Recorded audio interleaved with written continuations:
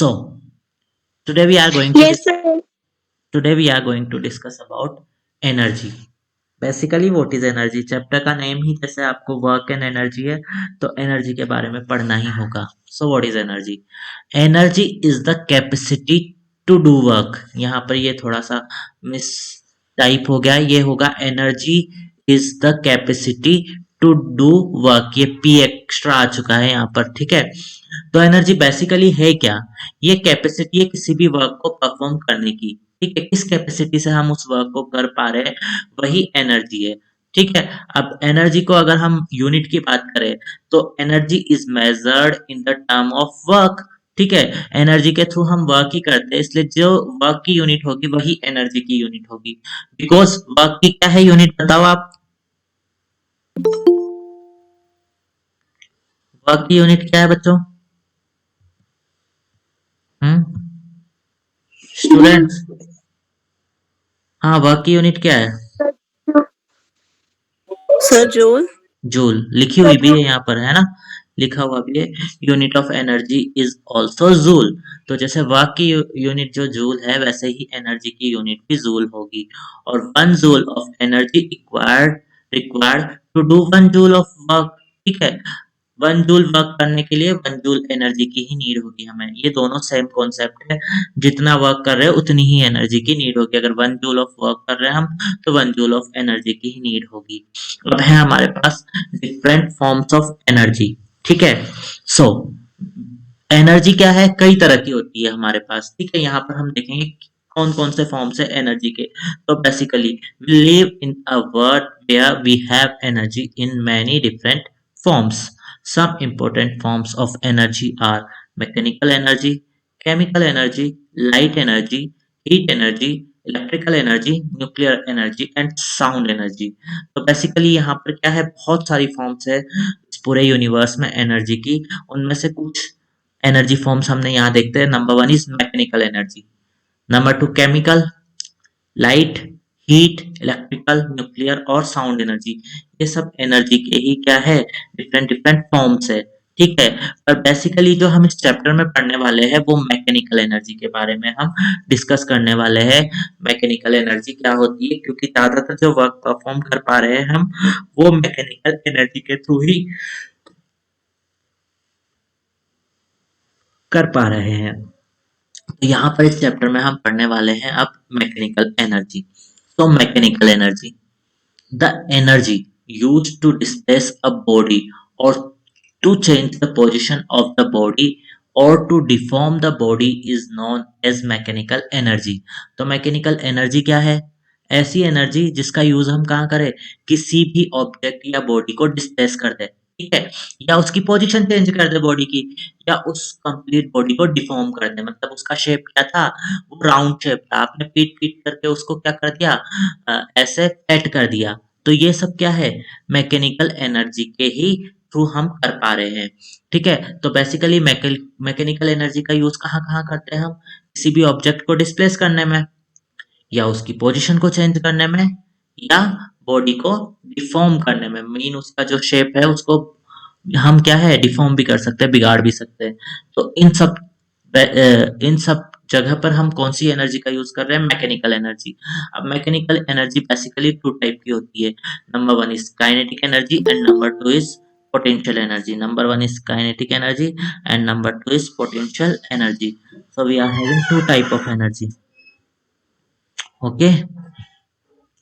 Now again, ये time पर आ जाया करो, बाद में क्यों आते रहते हैं आप, और दूसरी आईडी से क्यों ज्वाइन कर रहे थे. जब मैंने बोल दिया कि आपको जो आईडी से ज्वाइन करना है वो जी सूट आईडी से ज्वाइन करना है, मुझे बार बार एंट्री देनी होती है. अगर आप जो जी सूट आईडी से ज्वाइन करते हैं तो आप डायरेक्टली एंट्री ले लेते हैं. ठीक है. तो मैकेनिकल एनर्जी बेसिकली 2 टाइप की, काइनेटिक एनर्जी और पोटेंशियल एनर्जी. आप एक सेकंड होल्ड कीजिए, मैं पानी पी के आता हूँ. होल्ड करना.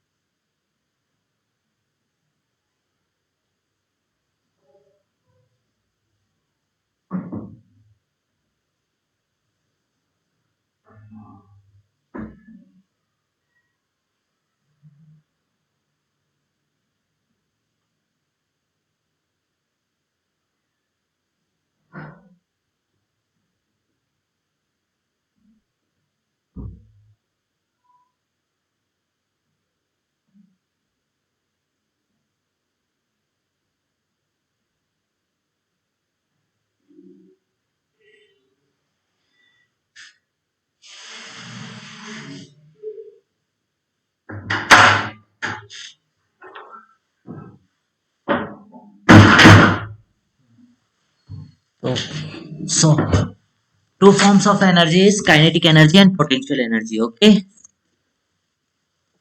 वॉइस आ रही है? Yes, sir. Okay Yes. Okay okay okay we are having two different forms of mechanical energy. Number one is kinetic energy and number two is potential energy. इन दोनों एनर्जी के बारे में हम डीपली इस लेसन में पढ़ने वाले हैं कि काइनेटिक एनर्जी क्या होती है और किस तरह से ये अफेक्ट करती है, और पोटेंशियल एनर्जी के बारे में भी हम ये सब पढ़ने वाले हैं। तो आज हम जो बेसिकली डिस्कस करेंगे वो मैक्सिमम काइनेटिक एनर्जी के बारे में ही डिस्कस करने वाले हैं। तो number one is kinetic energy.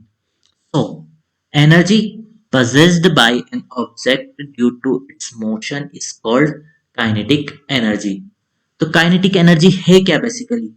ये है कोई भी अगर ऑब्जेक्ट मोशन में है तो ऑब्जेक्ट के मोशन में होने की वजह से वो जो एनर्जी वो ऑब्जेक्ट पजेस कर रहा है वही क्या है? काइनेटिक एनर्जी है। ठीक है, जैसे मैंने कहा एक कार ट्रेवल कर रही है, ठीक है, एक कार है वो ट्रेवल कर रही है, वो मूव कर रही है मीन। तो आप आपसे पूछूंगा कि कौन सी एनर्जी वो पोजेस कर रही है, तो कौन सी एनर्जी पोजेस कर रही है बताइए? Sir, kinetic. Kinetic energy. क्यों काइनेटिक? Kinetic. काइनेटिक एनर्जी क्यों पोजेस कर रही है वो? सर क्योंकि वो अपने मोशन से ही एनर्जी पजेस कर रही है। हाँ, क्योंकि वो मोशन में है, और मोशन में होगी, जो भी ऑब्जेक्ट मोशन में होगा, जो भी बॉडी मोशन में होगी, that will possess kinetic energy. Okay, so kinetic energy of an object increases with its speed. अगर हमने कार की स्पीड ज्यादा कर दी तो उसकी क्या है? काइनेटिक एनर्जी भी ज्यादा हो जाएगी। और kinetic energy of an object moving with a velocity is equal to the work done on it to make it acquire that velocity. अब यहाँ पर क्या है, पहले वाली लाइन बता देता हूँ मैं कि काइनेटिक एनर्जी क्या है? इंक्रीज होती है अगर हम स्पीड इंक्रीज कर देते हैं, और डिक्रीज हो जाती है अगर हम इस उस कार की स्पीड को डिक्रीज कर देते हैं। ठीक है, अब यहाँ नेक्स्ट लाइन आती है आपकी, kinetic energy of an object moving with a velocity, है ना? काइनेटिक एनर्जी किसी भी ऑब्जेक्ट की जो कि एक वेलोसिटी से चल रहा है is equal to the work done on it to make it acquire that velocity. तो मैंने कहा एक ऑब्जेक्ट है, वो क्या है? 10 मीटर पर सेकंड की वेलोसिटी से चल रही है। ठीक है, एक कार है, वो जो है वो 10 मीटर पर सेकंड की वेलोसिटी से चल रही है। तो अब आप कहेंगे उसमें काइनेटिक एनर्जी कितनी होगी, ये कैसे पता लगाएंगे? तो हम कहेंगे जो काइनेटिक एनर्जी होगी that will be equal to the work done on it to make it acquire that velocity. तो उसको 10 मीटर पर सेकंड की वेलोसिटी पर लाने के लिए कार को जितना भी वर्क हम परफॉर्म कर रहे हैं वही उसकी काइनेटिक एनर्जी होगी। तो आपने देखा एनर्जी वर्क के इक्वल में आ गई ना। मैंने पहले भी कहा था कि energy is the capacity to do work, और 1 जूल ऑफ वर्क अगर हम परफॉर्म कर रहे हैं तो एनर्जी 1 जूल ही चाहिए हमें। तो यहाँ पर वही कह रहे हैं कि उसको 10 मीटर पर सेकंड, कार को 10 मीटर पर सेकंड लाने के लिए, है ना, जितना हम वर्क कर रहे हैं, वर्क तो करना होगा अगर उसको स्पीड में लाना है, तो कार पर जितना वर्क होना है वो वर्क डायरेक्टली किसके इक्वल में हो जाएगा? उस कार की काइनेटिक एनर्जी के इक्वल में हो जाएगा। तो उसकी क्या है? काइनेटिक एनर्जी जो होगी वो क्या होगी? उस वेलोसिटी को एक्वायर करने के लिए जितना वर्क डन किया गया है उस कार पर वही उसकी काइनेटिक एनर्जी होगी। आया समझ में कुछ या नहीं आया? Yes, sir. Yes, sir. आ गया ना? तो आपको समझ में आया कि भाई वेलोसिटी में लाने के लिए जितना वर्क किया वही क्या है? वो काइनेटिक एनर्जी, वही उसकी काइनेटिक एनर्जी होगी। तो अगर हम वर्क फाइंड कर लेते हैं तो हम क्या फाइंड कर लेंगे? Kinetic energy. Yes, kinetic energy find कर लेंगे। अगर हम वर्क को फाइंड आउट कर लेंगे तो काइनेटिक एनर्जी भी हमारी फाइंड आउट हो जाएगी। अब यहाँ पर एग्जांपल 1 दिया हुआ है, kinetic energy of a hammer is used to drive a nail into the wall. हम क्या करते हैं जब आयरन नेल होती है उसको वॉल में ड्राइव करते हैं तो क्या करते हैं, हैमर का यूज करते हैं। और हैमर का यूज कैसे करते हैं हम, पहले उसको पीछे ले जाते हैं और फिर आगे की तरफ लाते हैं, तो उसको मूव करते हैं। और मूव करते हैं तो उसमें काइनेटिक एनर्जी आ जाती है, और वो काइनेटिक एनर्जी क्या है, ट्रांसमिट हो जाती है उस आयरन नेल के टॉप पर, और उस आयरन नेल को दीवार के अंदर हम ड्राइव इजीली कर सकते हैं। Example 2, bullet fired from a gun can penetrate into a target due to its kinetic energy। अब आपने कहा होगा बुलेट फायर होती है गन से, ठीक है। अब वो टारगेट को पेनिट्रेट कर सकती है, मतलब उसके अंदर चली जाती है। पेनिट्रेट मतलब अंदर चला जाना, या कभी कभी बाहर भी चला जाना, तो उसको पेनिट्रेट कर देती है। अब वो क्यों कर पाती है, क्योंकि उसकी काइनेटिक एनर्जी बहुत ज्यादा होती है ना, ठीक है, इसीलिए वो ऐसा कर पाती है बुलेट, ठीक है। जबकि अगर आप बात करें उसकी काइनेटिक एनर्जी कम होती तो वो ऐसा नहीं कर पाती, ठीक है। आप कहेंगे कि कभी-कभी तो क्या है, बुलेट काफ़ी बड़ी होती है, मतलब उसकी साइज़ वैसे तो छोटी होती है बट इतनी बड़ी होती है कि वो क्या करे, वॉल के पार ना जाए, ठीक है। अगर आप उसको हाथ से, आपके हैंड के थ्रू आप उसको अगर थ्रो करेंगे बुलेट को, तो क्या वो किसी की बॉडी को या वॉल को पेनिट्रेट कर देगी? अगर आप हैंड के थ्रू उसको फेंक रहे हैं तो बताओ। No sir. नहीं करेगी। क्यों? बिकॉज उसकी काइनेटिक एनर्जी इतनी है ही नहीं। बट जब हम उसको गन के थ्रू फायर करते हैं तो वो एक बहुत ही सुपर स्पीड पकड़ती है, और जितनी तेज स्पीड होगी, जितनी स्पीड ज्यादा होगी, इंक्रीज होगी, काइनेटिक एनर्जी भी उतनी ही ज्यादा होगी। और उस काइनेटिक एनर्जी के ज्यादा होने की वजह से जो वर्क होगा उस ऑब्जेक्ट पे वो बहुत ज्यादा होगा, और वो क्या कर सकता है, जो बुलेट है उसको पेनिट्रेट कर सकती है। तो यहाँ पर ये दो एग्जांपल आपको दिए हुए हैं काइनेटिक एनर्जी के, ठीक है। अब हम नेक्स्ट चलते हैं। अब डेरिवेशन ऑफ काइनेटिक एनर्जी, यहाँ पर एक डेरिवेशन दिया हुआ है, आपको विजिबल है ये पूरा derivation? Yes sir. Yes sir. Okay okay. तो डेरिवेशन ऑफ काइनेटिक एनर्जी, यहाँ पर एक डेरिवेशन दिया हुआ है काइनेटिक एनर्जी का, ठीक है। यहाँ पर आप देखो, ये एक ऑब्जेक्ट मान सकते हो आप, ये जो सर्कल दिया हुआ है इसको एक ऑब्जेक्ट मान सकते हो आप, ठीक है। अब इस पर क्या है, हम फोर्स लगा रहे हैं इस डायरेक्शन में, ये क्या कर रहे हैं, फोर्स लगा रहे हैं। फोर्स लगा रहे हैं तो इसमें एक्सलरेशन हो रहा है, और ये इस जगह पर आकर पहुंच गया, ठीक है। ये क्या है, इसकी इनिशियल पोजीशन है, और ये क्या है, इसकी फाइनल पोजीशन है। इनिशियल पोजीशन है तो टाइम कितना है, 0 यहाँ पर, ठीक है। और इनिशियल पोजीशन पे टाइम 0 पर ये रुका हुआ है, तो इसकी इनिशियल वेलोसिटी u होगी जब ये रुका हुआ है।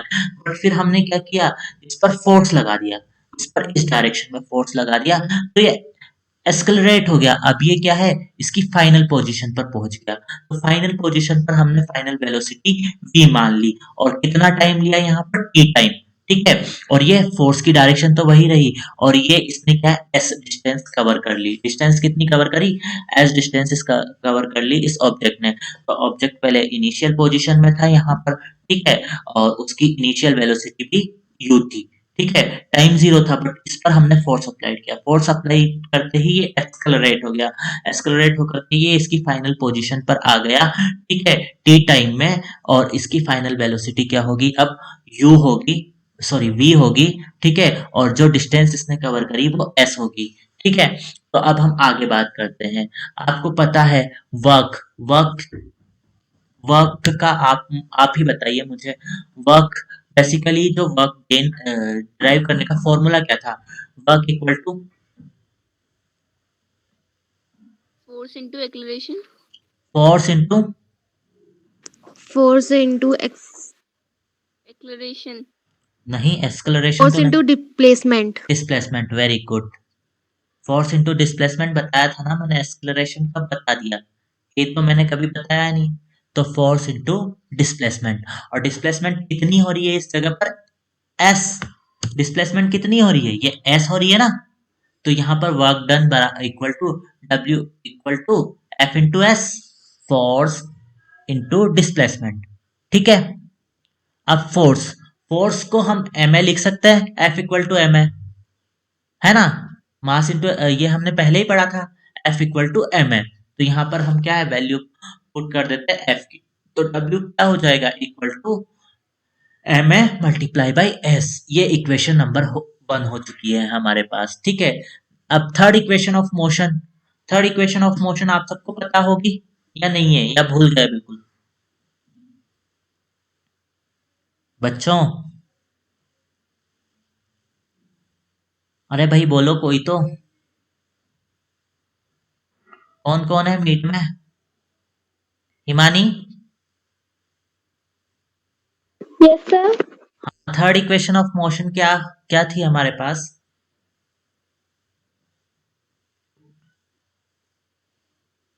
दीपक, Deepak equal to U square plus 2s। क्या बोला आपने? दोबारा रिपीट कर दो एक बार। हम्म, अरे रिपीट तो करो भाई दोबारा। नहीं करेगा कोई भी रिपीट?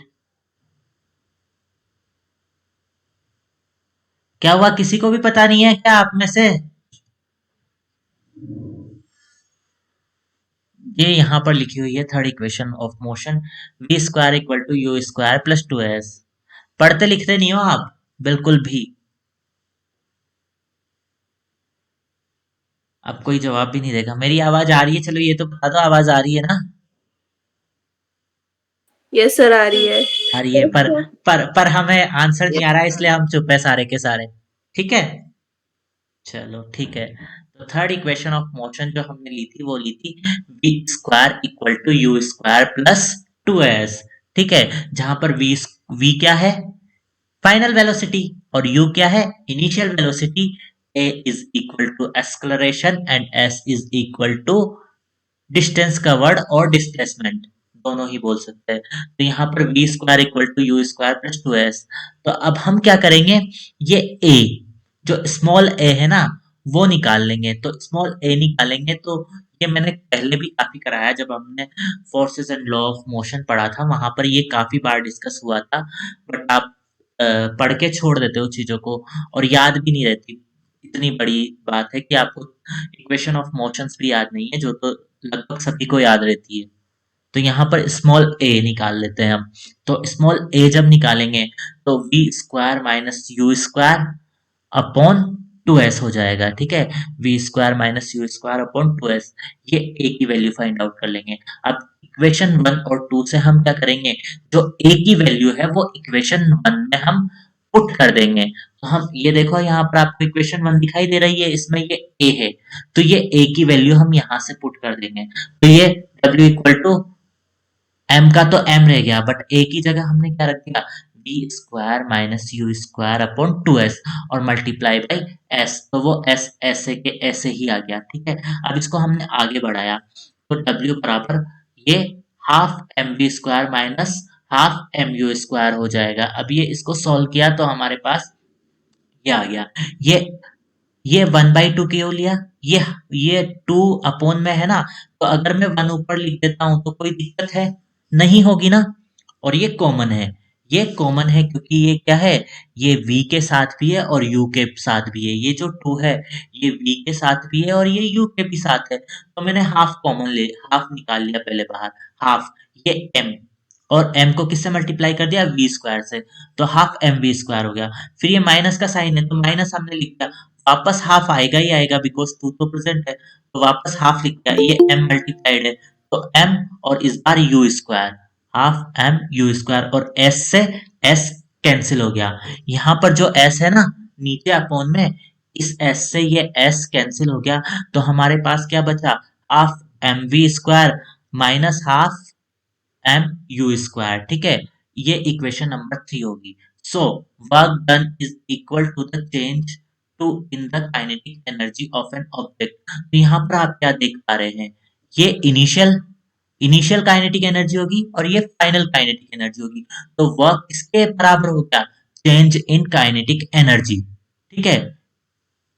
फाइनल माइनस इनिशियल हो गया, मतलब कितना चेंज आ रहा है काइनेटिक एनर्जी में उस ऑब्जेक्ट की, वही क्या है, वर्क डन है। तो इस इक्वेशन 3 को ही हम बोल देते हैं वर्क एनर्जी थ्योरम। इस इक्वेशन 3 को ही हम बोल देते हैं वर्क एनर्जी थ्योरम, ठीक है।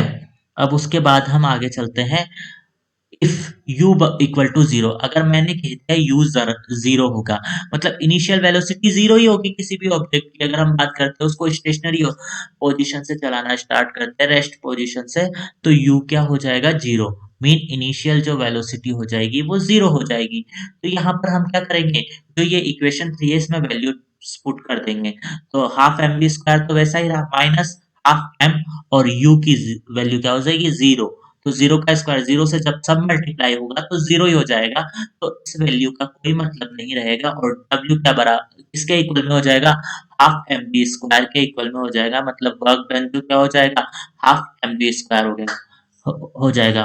Thus, the kinetic energy possessed by an object of mass small m and moving with a uniform velocity is v is, तो काइनेटिक एनर्जी ऐसे ऑब्जेक्ट की जो कि m मास को पोजेस कर रहा है, जिसका मास m है और वो v वेलोसिटी से चल रहा है, तो उसकी काइनेटिक एनर्जी फाइंड करने के लिए हमारे पास एक सिंपल सा फॉर्मूला है, E के मतलब काइनेटिक एनर्जी, ई के मतलब काइनेटिक एनर्जी। ये कभी-कभी आपको के ई भी लिखा हुआ मिल सकता है, तो इसमें इतने कंफ्यूज मत रहना, के ई लिखा मिले या ई के लिखा मिले, बात सेम है।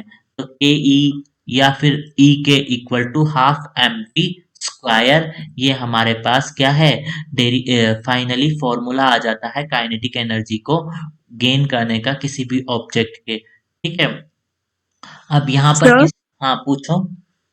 Sir, EK means energy of kinetic energy. हाँ, kinetic energy, energy of kinetic energy वही है वो, उससे डिनोट कर रही है। के ई भी लिख सकते हैं आप इसको, ऐसा नहीं है हमेशा ई के ही लिखा आता है, ये के ई भी लिखा आता है तो भी सही है। ठीक है, Okay, sir. अभी यहाँ Okay. ये सबको समझ में आ गया, Yes, sir. पक्का? Yes, sir. Yes, sir. नहीं आया होगा, चलो मैं एक बार फिर से इसको आपको डिस्क्राइब करता हूँ। ठीक है, यहाँ पर ये देखो, पहले डायग्राम पे चलते हैं। ये हमारा एक ऑब्जेक्ट है जो रेस्ट कंडीशन में है अभी, तो इसकी इनिशियल वेलोसिटी u हो जाएगी, इस पर हमने कुछ फोर्स अप्लाइड कर दिया तो ये एक्सेलरेट हो जाएगा और ये क्या है, इस वाली पोजीशन पर पहुंच जाएगा, तो इसकी फाइनल वेलोसिटी जो है वो v हो जाएगी। ठीक है, ये जो डिस्टेंस कवर करेगा वो s के थ्रू हम डिनोट कर रहे हैं। अब इस पर हम बताएंगे कि वर्क डन कितना हुआ, तो हमें पता है वर्क डन का फॉर्मूला क्या होता है, फोर्स इनटू डिस्प्लेसमेंट, तो हमने लिख दिया वर्क डन बराबर W बराबर फोर्स इनटू डिस्प्लेसमेंट। ठीक है, बट हमें पता है F इक्वल टू ma होता है। ठीक है, F इक्वल टू ma होता है, तो हम इसको आगे एक्सपेंड कर देंगे और W equal to ma multiply by s, ये हमारे पास इक्वेशन नंबर हो जाएगी 1 हो जाएगी। अब आप सबको थर्ड इक्वेशन ऑफ मोशन पे चलना है। ठीक है, बट हम जानते हैं बिकॉज यहाँ पर a आ रहा है तो a की वैल्यू भरने के लिए हम क्या थर्ड इक्वेशन ऑफ मोशन पर चले गए। तो थर्ड इक्वेशन ऑफ मोशन क्या है, v square equal to u square plus 2as, तो यहाँ पर बिकॉज a आ रहा है, इस a को हमें सब्सटीट्यूट करना है यहाँ पर, तो हम क्या करेंगे, इस a की वैल्यू फाइंड आउट कर लेंगे। तो a की वैल्यू कैसे निकालेंगे, v square minus u square upon 2s, ये इक्वेशन 2 हो गई। अब हम इक्वेशन 1 और इक्वेशन 2 से क्या करेंगे, मतलब इक्वेशन 1 में a की वैल्यू को पुट कर देंगे, तो w इक्वल टू m आ जाएगा हमारे पास, a की जगह हम रख देंगे v square minus u square upon 2s multiply by s। अब ये जो s है ये s से कैंसिल आउट हो गया क्योंकि ये अपोन में ही है, तो ये जो s है ये इस s से कैंसिल आउट हो गया हमारे पास। अब हमारे पास बचा m v square minus u square upon 2 बचा, s गया, तो इस 2 चूंकि ये अपोन में आ रहा है इसलिए इसको हम 1/2 भी लिख सकते हैं, और ये दोनों के साथ ही है, v स्क्वायर के साथ भी है और u स्क्वायर के साथ भी है, और ये जो v स्क्वायर u स्क्वायर है ये दोनों m से भी मल्टीप्लाई हो रहे हैं, इसलिए हम एक बार क्या लिख देंगे, हाफ m v स्क्वायर, और फिर माइनस का साइन वैसे के वैसे ही आ जाएगा, और हाफ m u स्क्वायर, ये इक्वेशन 3 होगी। ठीक है, इस इक्वेशन 3 से हमें क्या पता चल रहा है कि वर्क डन जो हो रहा है वो क्या हो रहा है, चेंज इन वेलोसिटी के बराबर हो रहा है। ये इनिशियल वेलोसिटी है लास्ट वाली और ये फाइनल वेलोसिटी है, तो वर्क डन किसके इक्वल में हो रहा है, चेंज इन वेलोसिटी। तो work done is equal to the change to the kinetic energy of an object. ठीक है, काइनेटिक एनर्जी में कितना डिफरेंस आ रहा है, चेंज इन वेलोसिटी कितनी हो रही है और काइनेटिक एनर्जी में कितना डिफरेंस आ रहा है। ठीक है, सो इसी को हम क्या बोल देते हैं, work energy theorem. So work done is equal to the change to in the kinetic energy of an object, कि उस ऑब्जेक्ट की काइनेटिक एनर्जी में कितना डिफरेंस आ रहा है वही वर्क डन के बराबर होगा। इसे हम बोल देंगे वर्क एनर्जी थ्योरम। अब अगर हम जी जो इनिशियल वेलोसिटी है उसको 0 रख ले, ठीक है, तो the work done will be, तो वर्क कितना होगा तो वो फाइंड आउट करेंगे हम। अब 0 रख दी अगर हमने u की वैल्यू आपके इक्वेशन 3 में, तो ये जो सारा लास्ट वाला है वो 0 हो जाएगा और जो फॉर्मूला आ जाएगा वो हाफ mv² हो जाएगा। ठीक है, इसलिए क्या कहा हुआ है कि kinetic energy possessed by an object जिसका मास m है और जो कि मूव कर रहा है with a uniform velocity of v is equal to half mv²। तो जो ek है वो आपके हाफ mv² के बराबर में हो जाएगी। अब यहाँ पर एक नोट दिया हुआ है, note the work done by all the forces acting on an object is equal to the change in the object's kinetic energy। ठीक है, तो एक ऑब्जेक्ट है, अगर वो ऑब्जेक्ट दिया हुआ है, अब उस पे क्या है बहुत सारे फोर्सेस काम कर रहे हैं, ठीक है, तो वो जो सारे फोर्सेस काम कर रहे हैं उन फोर्सेस की वजह से जो वर्क होगा वो किसके इक्वल में होगा, उस ऑब्जेक्ट की काइनेटिक एनर्जी के चेंज में इक्वल होगा। मतलब वो सारे फोर्स की वजह से उस जो ऑब्जेक्ट है उसकी काइनेटिक एनर्जी में क्या चेंज आ रहा है वही वर्क उस ऑब्जेक्ट पर हो रहा होगा और इसे ही हम वर्क एनर्जी थ्योरम बोलते हैं। ठीक है, अब समझ में आया? अगर किसी को अभी भी कहीं पर भी कुछ डाउट हो तो बताओ बच्चों। अरे भाई किसी को डाउट हो? समझ आ गया। आ गया? चलो यस सर, समझ आ Yes, गया। sir. Okay, Yes, sir.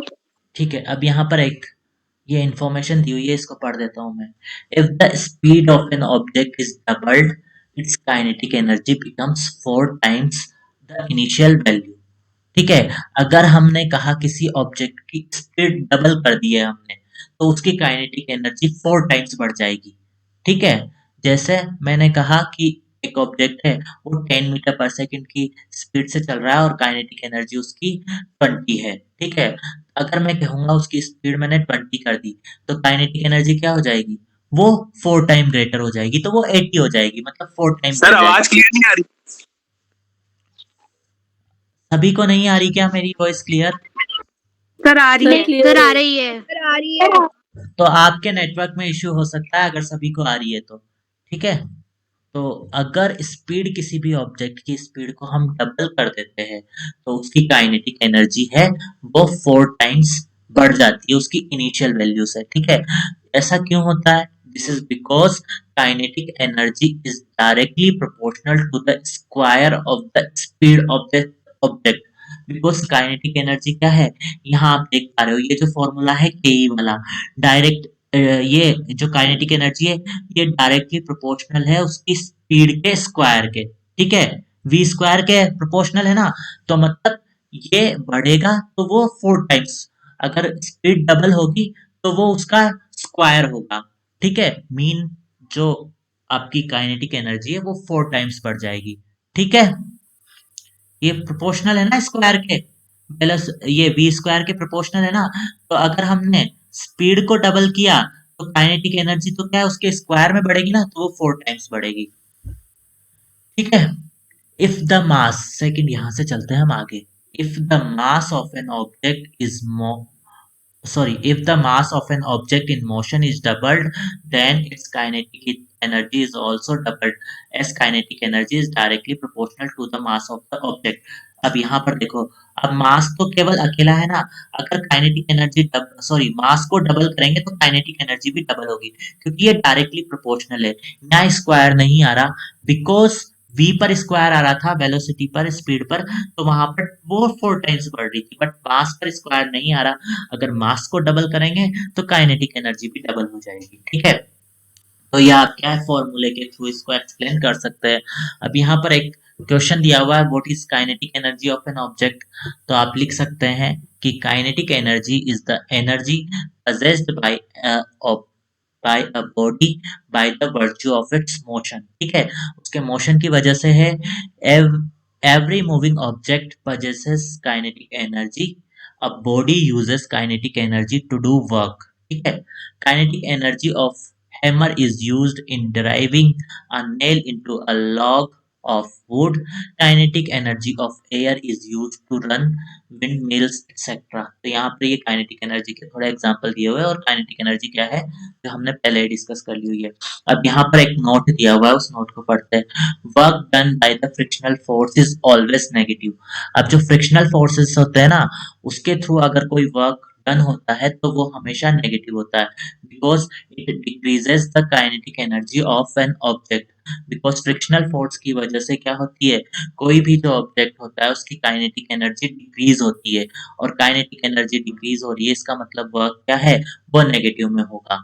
Also frictional force is always opposite to the direction of the displacement, ठीक है। और जो फ्रिक्शनल फोर्स होता है वो हमेशा डिस्प्लेसमेंट के डायरेक्शन के अपोजिट होगा, और जब डायरेक्शन अपोजिट हो जाती है तो हम कहते हैं वर्क नेगेटिव हो जाता है। कल हमने जब पढ़ा था ना डायरेक्शन अपोजिट थी फोर्स की और डिस्प्लेसमेंट की, पढ़ा था ना कल कि जब कल क्या मीन प्रीवियस क्लास में जब फोर्स और डिस्प्लेसमेंट की डायरेक्शन अपोजिट होती है तो वर्क नेगेटिव आता है। तो इसीलिए जब फ्रिक्शनल फोर्स होता है वो हमेशा नेगेटिव होता है, काइनेटिक एनर्जी को भी वो घटाता है, और उसकी जो डायरेक्शन होती है वो हमेशा डिस्प्लेसमेंट की डायरेक्शन से अपोजिट होती है। और जब दोनों की फोर्स और डिस्प्लेसमेंट की डायरेक्शन अपोजिट हो जाती है तो वर्क नेगेटिव में आता है, ठीक है। अब यहाँ पर एक सम आपको दिया हुआ है, उसको हम सॉल्व कर लेते हैं।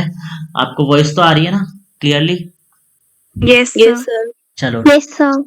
ठीक है। तो यहाँ पर एक ये आपके न्यूमेरिकल दिया हुआ है, the kinetic energy of an object of mass m moving with the velocity of 5 metre second inverse, ठीक है। काइनेटिक एनर्जी एक ऑब्जेक्ट जिसका मास क्या है m है, ठीक है, वो काइनेटिक एनर्जी हमें देखनी है, ठीक है, जिसका मास m है और उसकी वेलोसिटी क्या है अभी 5 मीटर पर सेकेंड है या 5 मीटर सेकेंड इनवर्स है, इस 25 जूल।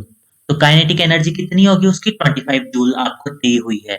एक ऑब्जेक्ट है जिसका मास m है, ठीक है, एक ऑब्जेक्ट है जिसका मास m है और वो क्या है उसकी वेलोसिटी 5 मीटर पर सेकेंड है और उसकी जो काइनेटिक एनर्जी है वो 25 जूल होगी, ठीक है।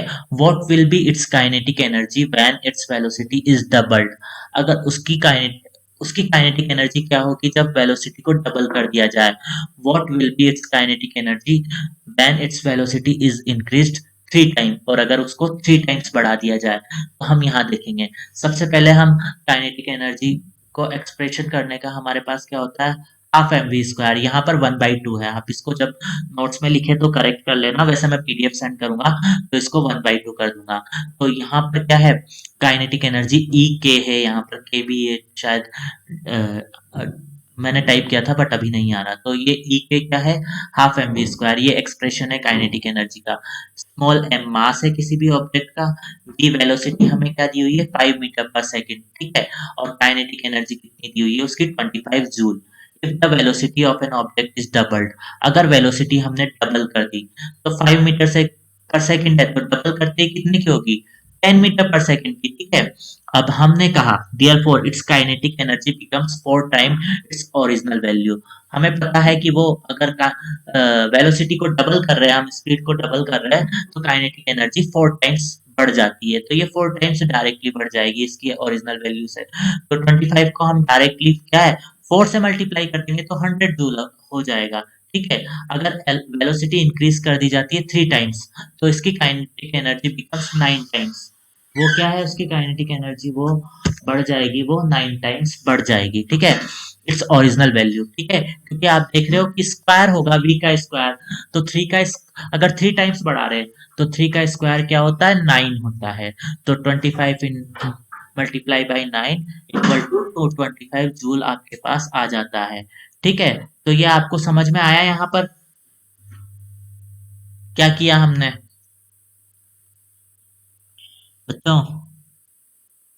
यस सर आ गया। ठीक है।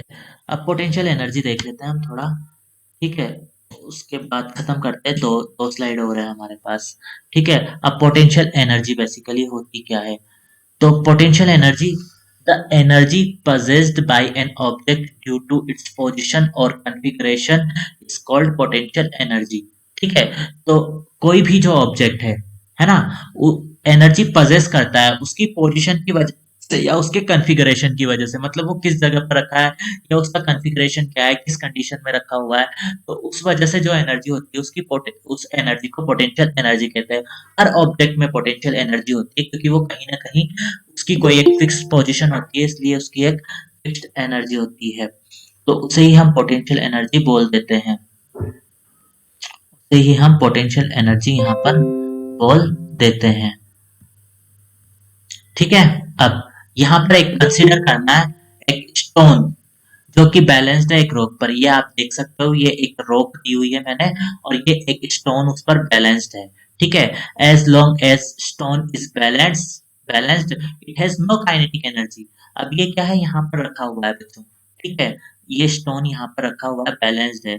अब ये जब बैलेंस्ड है तो इसमें कोई काइनेटिक एनर्जी नहीं होगी। ठीक है।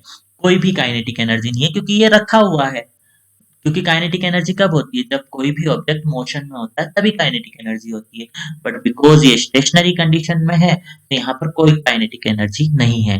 इफ इट बिकम्स अनबैलेंस्ड, मान लिया यहाँ पर जाकर मैंने इसको अनबैलेंस कर दिया, ठीक है, तो it will fall vertically to the ground and will gain kinetic energy at it as it falls. अगर मैंने यहाँ पर इसको जाके मूव कर दिया तो ये नीचे की तरफ गिरेगा। ठीक है। It fall vertically to the ground and will gain kinetic energy as it fall, और जैसे ये गिरेगा ये काइनेटिक एनर्जी को अचीव कर लेगा। ठीक है। the origin of this kinetic energy is potential energy present in the stone। अब ये काइनेटिक एनर्जी इसमें आई कैसे, ये इसलिए आई क्योंकि यहाँ पर क्या है, इसमें पोटेंशियल एनर्जी रखी हुई थी। ये एक पर्टिकुलर पोजीशन पे था तो यहाँ पर इसमें पोटेंशियल एनर्जी थी, तो जैसे ही इसको हमने गिराया वैसे ही क्या है, इसकी जो पोटेंशियल एनर्जी है वो काइनेटिक एनर्जी में कन्वर्ट होगी। इसकी जो पोटेंशियल एनर्जी है वो काइनेटिक एनर्जी में कन्वर्ट हो जाएगी। ठीक है। Thus, the potential energy is stored energy। तो हम क्या है, पोटेंशियल एनर्जी क्या होती है, स्टोर्ड एनर्जी होती है, और ये हर एक ऑब्जेक्ट में होती है। ये एक स्टोर्ड एनर्जी है और हर एक ऑब्जेक्ट में ये प्रेजेंट होती है। ठीक है। यहाँ कोई दिक्कत आपको, पोटेंशियल एनर्जी क्या है, कैसे वर्क कर रही है? यस No, और नो? sir. ओके, चलो आगे चलते हैं अब हम। ठीक है। Potential energy is associated with an object that has the potential to move because of its position और कॉन्फ़िगरेशन। तो पोटेंशियल एनर्जी एसोसिएट रहती है किसी भी ऑब्जेक्ट के साथ जो कि क्या करता है, पोटेंशियल रखता है मूव होने की। वो अपनी जगह से मूव होने की पोटेंशियल अगर रखता है उसकी पोजीशन की वजह से या कॉन्फ़िगरेशन। तो यहाँ पर पोजीशन और कॉन्फ़िगरेशन ऐसा है कि ये जो स्टोन है इसको हम मूव कर सकते हैं, है ना, तो इसमें क्या होगी, एक पोटेंशियल एनर्जी होगी। ठीक है। अब ग्रेविटेशनल पोटेंशियल एनर्जी ले लेते हैं हम। बेसिकली ग्रेविटेशनल पोटेंशियल एनर्जी क्या है? So the energy associated with an object due to the object's position relative to gravitational source is called gravitational potential energy। तो ऐसी एनर्जी जो किसी भी ऑब्जेक्ट से एसोसिएटेड हो ड्यू टू ऑब्जेक्ट्स पोजीशन, है ना, ऑब्जेक्ट की पोजीशन जो कि रिलेटिव है ग्रेविटेशनल सोर्स से। मतलब हमारा अर्थ जो हमारा ग्रेविटेशनल जो सोर्स है वो क्या है, बताओ, आंसर दो। बोला करो, गलत बोला करो, सही बोला करो, पर बोला करो। Sir gravitational. हाँ हाँ, ग्रेविटेशनल सोर्स क्या है हमारे पास? अर्थ है ना, अर्थ ही तो अट्रैक्ट करती है ना, ग्रेविटी अर्थ ही तो लगाती है ना। Yes, sir. तो हमारा ग्रेविटेशनल सोर्स क्या है, अर्थ हो गया ना। तो वो क्या Yes, है, sir. तो ये ग्रेविटेशनल पोटेंशियल एनर्जी क्या है, एसोसिएटेड रहती है किसी भी ऑब्जेक्ट से, उसकी position relatively to gravitational source के साथ उसकी रिलेटिवली पोजीशन क्या है। अगर काफी ऊंचा होगा, मतलब जितनी हाइट होगी उतनी ही ज्यादा ग्रेविटेशनल पोटेंशियल एनर्जी होगी। हाइट ज्यादा तो अरे ये माइक ऑफ करो, किसका माइक ऑन है? तो ये क्या है, अगर ऑब्जेक्ट ज्यादा हाइट पर मीन उसकी ग्रेविटेशनल पोटेंशियल एनर्जी भी ज्यादा, और कम हाइट पर तो उसकी ग्रेविटेशनल पोटेंशियल एनर्जी भी कम। ठीक है। तो ये ऐसी एनर्जी है जो कि एसोसिएटेड होती है किसी भी ऑब्जेक्ट से due to object's position relative to gravitational source, है ना। ग्रेविटेशनल सोर्स से उस ऑब्जेक्ट की रिलेटिव पोजीशन क्या है उस पर डिपेंड करती है ये, और उससे एसोसिएटेड रहती है। अगर ऑब्जेक्ट की हाइट ज्यादा है तो ग्रेविटेशनल पोटेंशियल एनर्जी भी ज्यादा होगी। Now gravitational potential energy is energy due to an object's position in an gravitational field। और ये कब होती है ग्रेविटेशनल पोटेंशियल एनर्जी किसी भी ऑब्जेक्ट की? जब वो ऑब्जेक्ट ग्रेविटेशनल फील्ड में हो, और जब तक वो अर्थ पर है तो उस पर ग्रेविटेशनल फील्ड तो अप्लाई होगा ही होगा। अर्थ के हर एक ऑब्जेक्ट पे ग्रेविटेशनल फील्ड अप्लाई होता है, ठीक है। अब आप इमेजिन कर सकते हो एक एग को फॉलिंग ऑफ अ टेबल, जो कि एक टेबल से नीचे गिर रहा है। As it falls it gains kinetic energy. तो पहले जब वो रखा हुआ तो उसमें पोटेंशियल एनर्जी थी, बट जैसे ही वो गिरता है वो काइनेटिक एनर्जी को गेन कर देता है। The kinetic energy comes from the gravitational potential energy that is associated with the ex initial position on the table relative to floor. अब ये जो काइनेटिक एनर्जी आई ये कहाँ से आई? जब वो टेबल पर रखा हुआ था तो वो एक हाइट पर रखा हुआ था, तो उस पर ग्रेविटेशनल फोर्स वर्क कर रहा होगा। तो वहां पर क्या है, वो पजेस करता है ग्रेविटेशनल पोटेंशियल एनर्जी। वो उस वाली कंडीशन पर जब वो टेबल पर रखा हुआ था तो वो पजेस कर रहा था ग्रेविटेशनल पोटेंशियल एनर्जी, ठीक है। और वो उस पोटेंशियल एनर्जी की वजह से क्या है, जब वो गिरा तो वो काइनेटिक एनर्जी को गेन कर लेता है, ठीक है। सो यहाँ पर दिया हुआ है, ये देखो, kinetic energy comes from the gravitational potential energy that is associated with x initial position, जो कि x की initial position से attached थी, है ना, on the table relative to floor, जो कि टेबल से रिलेटिव थी, और फ्लोर की जो हाइट थी उन दोनों की क्या है, हाइट की वजह से वो क्या है, एक एनर्जी पजेस कर रहा था, ग्रेविटेशनल पोटेंशियल एनर्जी जो हाइट थी उसकी वजह से। तो यहाँ पर ये ग्रेविटेशनल पोटेंशियल एनर्जी दी हुई है जो कि हाइट पर डिपेंड करेगी। ऑब्जेक्ट की हाइट ज्यादा तो ये एनर्जी भी ज्यादा, हाइट कम तो ये एनर्जी भी कम, और इसकी वजह से क्या है, ऑब्जेक्ट फिर ये एनर्जी कन्वर्ट होके उसको काइनेटिक एनर्जी दे देती है, और वो ऑब्जेक्ट गिरते ही काइनेटिक एनर्जी पजेस करने लग जाता है, ठीक है। तो अभी तक जो पढ़ाया वो समझ में आया?